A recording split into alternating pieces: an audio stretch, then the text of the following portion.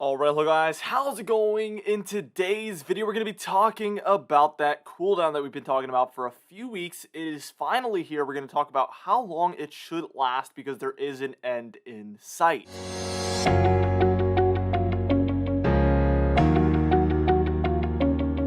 Alright, now, by the way, I am back from my vacation, so for today's comment of the day, I want to know, do you think November will go down as a colder month, or do you think this cooldown will only be, the first little bit of November, and then we're going to go back to a warm pattern?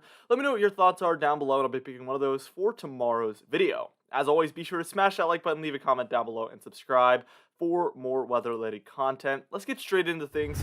First things first, we're going to take a little look at a blast from the past. We're going to take a look at the 5-day previous day temperature anomalies here. And as you can see, things have been warmer over the northeastern corner of the United States. We have had a little bit of colder air over the Gulf states and the central United States.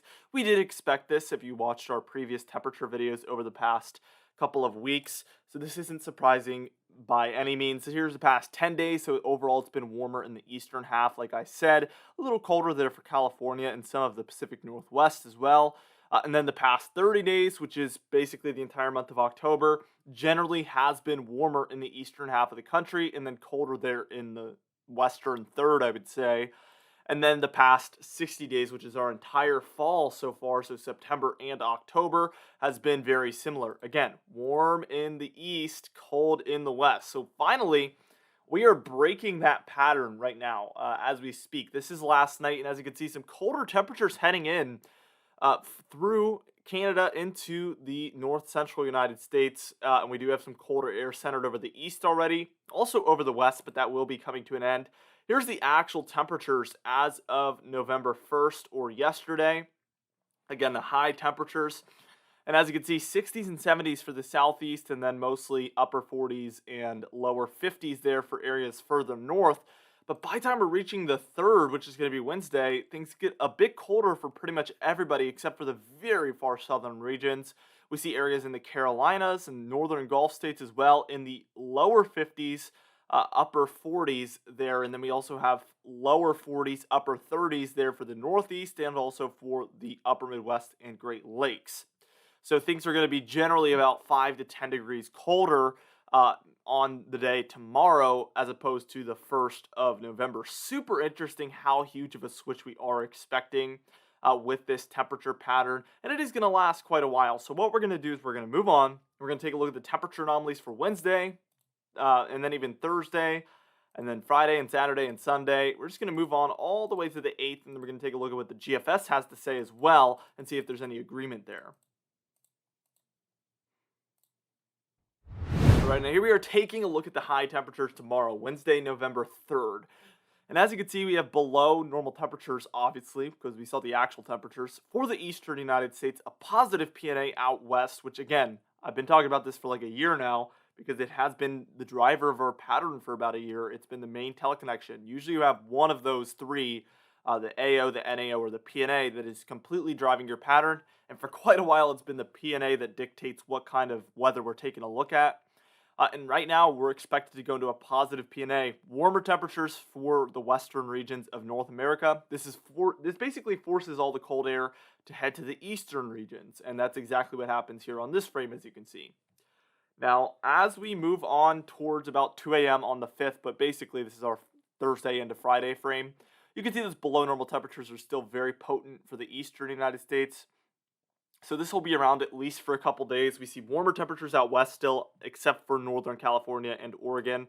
But we will see what that means. It could be the end of that positive PNA. It could not. We'll have to wait and see, obviously, with all things. Here is, by the time we're reaching about 2 p.m. on Saturday, November 6th. And as you can see, colder temperatures for the east. Still not quite as potent, but it is still there. Much colder than what we've been dealing with, at least, no matter what.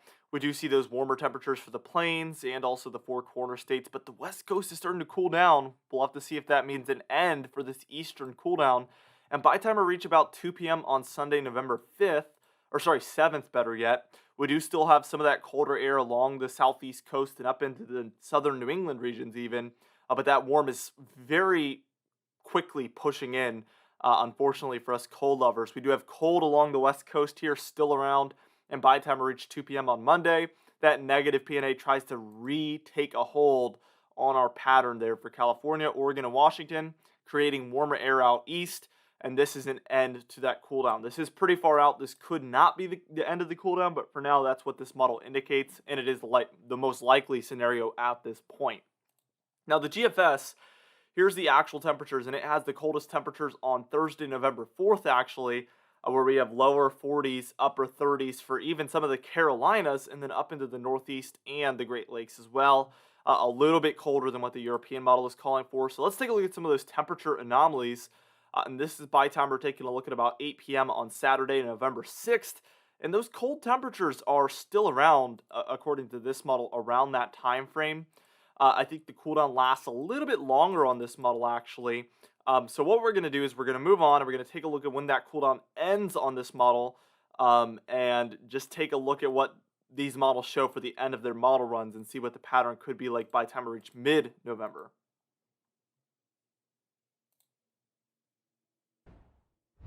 All right, now here we are taking a look at the GFS models end of the model run. This is 10 days out, hours 240. All right, 24 times 10, obviously. Now, this is going to be about 2 a.m. on November 12th, and as you can see, warmer temperatures are prevailing in the east. It just seems like we are locked in this pattern overall, and cold in the west. So it's going to be interesting to see if this does play out, and if that means we will see more snowstorms for the west. I think that could be what's in our future. If this pattern is anything like October, it's going to be interesting to see. It's also very important to note that these warmer temperatures are going to be colder on actual temperatures than they would have in early or mid-October. We're not going to be taking a look at hot temperatures by any means in mid-November. It's just going to be warmer than what is typical, which is much colder by your averages than it would be in October or September. So that's very important to note. Here's the European models in 240 hours out, which again, 24 times 10, 24 hours in a day, that's 10 days.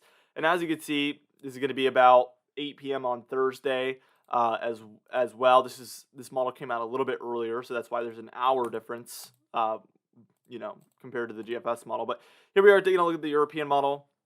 The only thing that looks a little promising on this one is we do have warmer temperatures in the west, which could push that colder air further east.